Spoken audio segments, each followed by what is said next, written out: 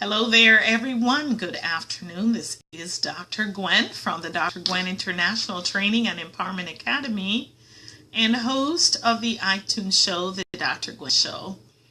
I thank you for joining me again today. And I am back here talking about empowering reflections. And particularly, the topic for today is earning cooperation. Now, thank you for joining me, all you friends. Now, I don't know how many of you have had some challenges getting people to cooperate with you. Or perhaps you have a plan or an idea to execute something that you think is important to you. And you really want to make sure that the people you're working with cooperate. Now, cooperation for me means that people are working together and feeling as though they belong. They are willingly doing it. There were a few times in my past career where I've had some leaders who were dictators almost, right? And you find with that type of approach, people get scared and nervous and they will do what they have to do just because they're made to do it. But the minute those people turned their backs, it was like free for all. They weren't getting the most out of their supervisees, and they weren't getting the loyalty from those supervisees. And if there were projects to volunteer for, to be contributed towards, these people weren't doing it. They were not going to willingly raise their hands and volunteer to take on any responsibilities relating to that type of personality. Now, what about you? Have you found yourself in a circumstance where you feel like you want cooperation from the people in your life? You, like me, may have experienced this. To illustrate this, what I'm going to do is to share a story with you that happened many years ago. I was teaching mathematics at the time in middle school. And the teachers on my team, they would say, Gwen, what are you doing with those kids?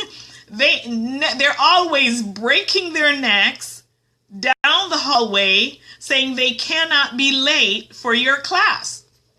And they are not appearing to care as much for our class. What are you doing? And I really had no answer to that. I didn't know what it was that I was doing, except I know in my classroom I was being fair, I was being reasonable, I was making the guidelines, and I was enforcing them consistently. So it was halfway through the year, and here comes this new kid in the class, this boy. And so as class started, all kids rushed in before the bell and they sat down so that they would be in their seats when the bell rang. Because in my classroom, my guideline was this: when that bell rings, I don't care if you are standing by the door or standing over your chair, you are tardy. You needed butt and chair needed to be connected. Because kids will have a way, they're wandering in and you can't get the class started and you can't get to the meat of the instruction to give them what they are there for because you're busy telling people to sit down and do all of that. That was not going to happen in my classroom. So I had reinforced a number of times what it meant to be on time. And I had them practice it. To be on time, your butt and the chair need to be kissing. You have to be sitting on the chair. Even if you're crouched up over the chair and that bell rang, you need to be sitting. So that was a general rule. Half the year through, everybody got it. They knew what to expect. So when the bell rang, butts and chairs were connected. So in comes this new kid. It was halfway during the year. And he wasn't familiar with the protocols. Now, my kids were always, excuse me, I'm sorry, my kids were always ready to get started when the bell rang. So he was standing up and the bell had rung. So all the kids threw their heads to look at me to see what I was going to do. And so I calmly asked him to sit. So I said, Michael, will you please have a seat? And he defied my request. He talked back and said he wasn't going to sit. And so the kids, you could see their jaws dropping, watching to see exactly what I was going to do. And immediately I said to him, Michael, you have a choice. It's your choice in the matter. If you sit, there will be great consequences. And if you don't sit, there'll be not so great consequences. And it's completely up to you whether you choose to sit or not. And I started teaching my lesson. And immediately, that boy's butt connected with the seat. He just fell in his seat and he fell in place because he was out for a power struggle. A lot of times when educators get in a tangle with kids, those kids want power in the classroom, and anything they will do to get power and recognition, they will do it, and they don't care about the consequences later. The fact that I didn't give any attention to what he was doing quickly deflated it, and I gave him a choice. I let him know I'm not going to waste my time and the other kids' time trying to get you to sit. Whether you sit or not, it's going to be your choice. So why did I tell you this story? Simple. When you want people to cooperate, I have discovered that there are 4 things that contribute to that. The first one is choice, that I just gave you that example. Nobody wants to feel as though they're being bullied. They don't want to feel as though you are making them do something, right? And I know sometimes as parents, we have to request that the children do things and ensure that they do it. And that is all in their training and their development. However, in certain matters, when it comes to the household responsibilities, they're required to do it. And I will enforce that. But in certain matters relating to other areas of their lives, they don't want to feel forced. They want to have choices that they are able to do certain things. And even if it is in line with the chores, if they choose to do it, then great. And if they choose not to do it, then not so great. You have whatever the consequences are. So you'll get better cooperation from the people in your life if you ensure that they have a choice in the matter. Now, who do you want cooperation from? Are you a supervisor? Are you a leader in an organization? Are you a business owner dealing with clients? Who are you? What do you want for those people who are coming in your pathway? Do you want them to cooperate? Give them choices. The second thing that I find that's really important in gaining cooperation is connectedness. And what I mean by that is feeling as they're a part of a community.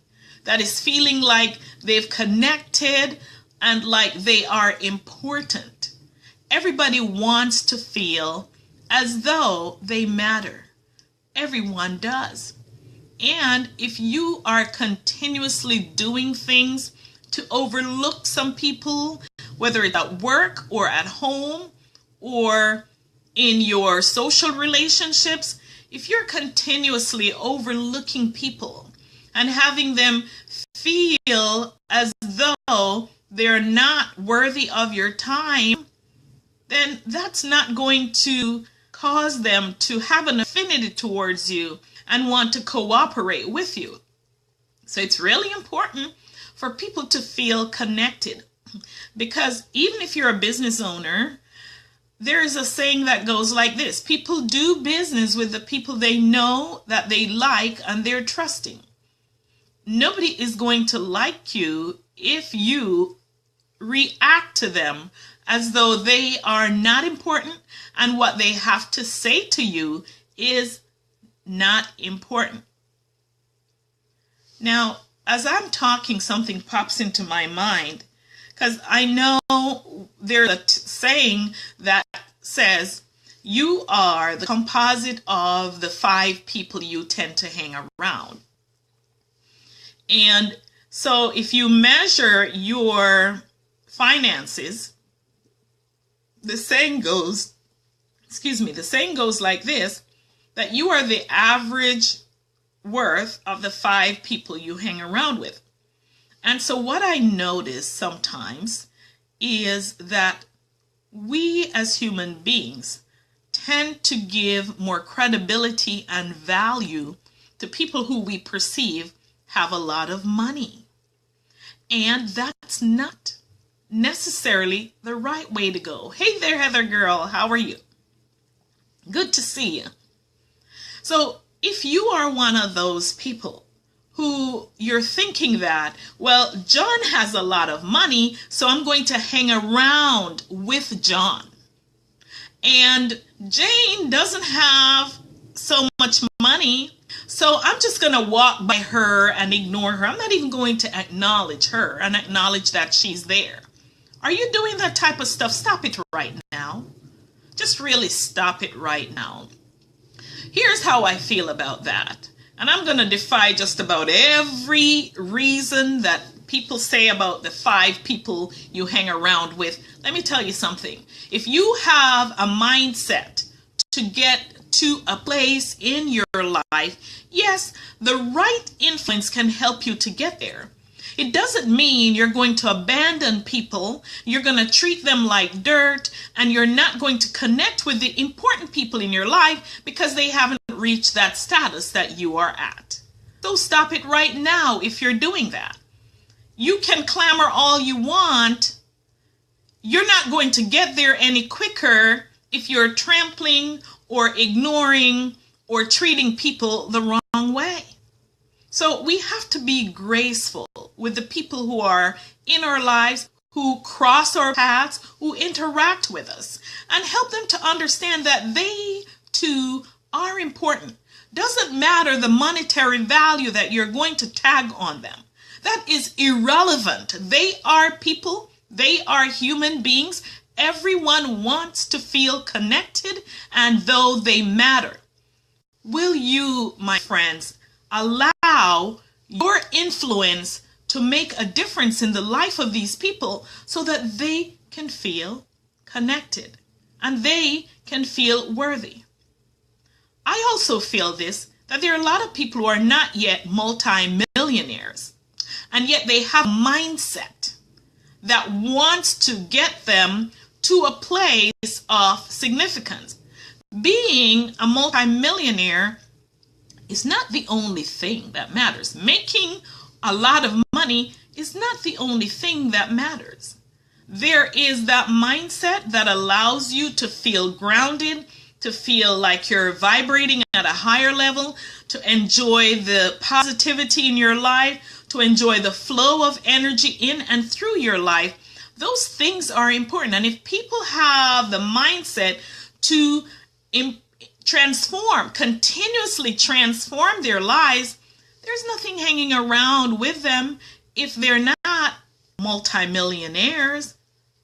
That shouldn't influence the sum of the dollars in your pocket because you're all heading to the same place. You all are saying the same conversations. You're all enriching one another's lives and causing them to see beyond where they are right now. So don't be a turkey strutting around to everybody's tune that the 5 people in your life, you're the sum total of who they are. It is the mindset that makes the difference.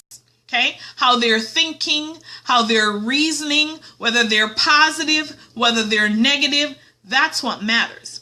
So connectedness is the point that I'm making here, and I invite you to reach out and feel connected with the people in your life. The third thing that causes people to feel like they want to cooperate with you is having them have a feeling of being capable. And it kind of ties in with the connectedness. Everybody wants to know that whatever they're contributing is valued. So they are not put down and be made to feel as though they're stupid, or that their ideas don't matter, or the thoughts that they're putting out to elevate another person's life is not in their plane, that like it shouldn't even be coming from you. People want to feel capable. And we're not all perfect. We're all on different planes of this ladder called life and transformation. And someone may not be at my level, and I may not be at somebody else's level, right? However, we're all headed in the same direction. So people want to feel capable. And the fourth thing is contributing.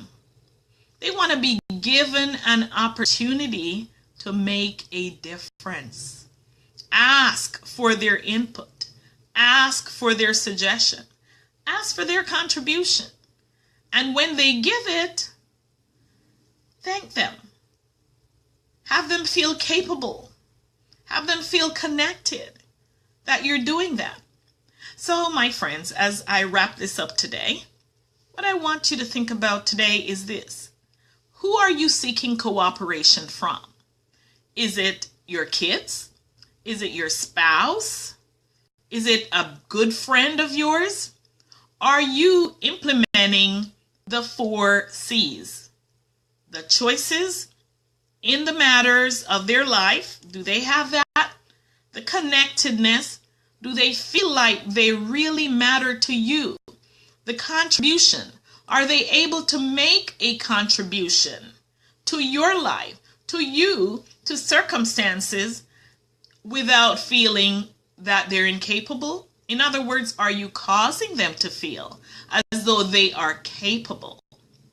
Consider these things, my friend, and I will guarantee that if you put this in practice, what you will see is a difference in the way people react to you and in the level of cooperation that you get from them. Thank you so incredibly much for joining me. And if you do watch this later, I am putting this on YouTube as well. So if you do watch this, leave your comments. I look forward to seeing them. And I also look forward to seeing you back here tomorrow. I actually will be away. There's a funeral. My Aunt Essie passed.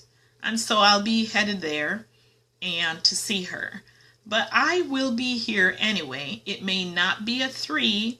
I will see how I can get that to work. However, I'll be here. And I thank you so much for joining me. This is Dr. Gwen, empowering lives to live purposefully and passionately. Love you guys.